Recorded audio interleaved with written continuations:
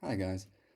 It was a good day. I spent a lot of it outside. It's late now, but I had visited with a friend and it was really nice. We spent some time talking about meditation, doing some filming, and it was a really good time.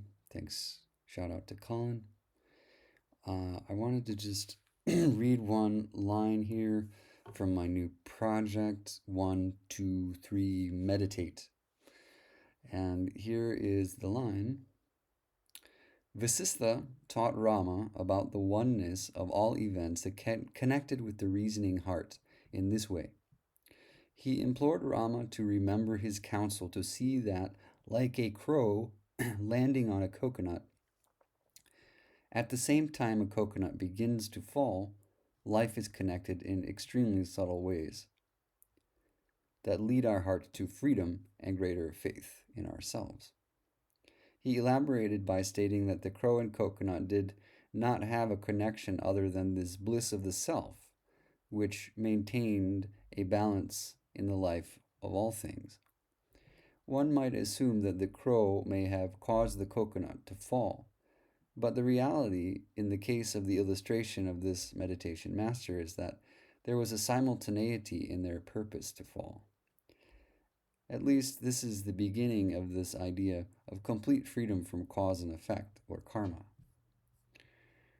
Now, this little line might not seem like much, but it's repeated over and over again in this book, Vasistha's Yoga, which is part of the sacred literature of India. Vasistha's Yoga, I believe, is also quoted in certain of the versions of the autobiography of a yogi by Paramahansa Yogananda.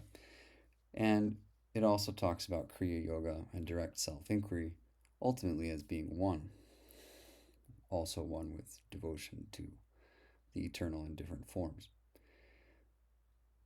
Now, if we pause just for a moment to reflect on the power of this illustration, the crow and the coconut, this repeated theme from Vasistha's Yoga,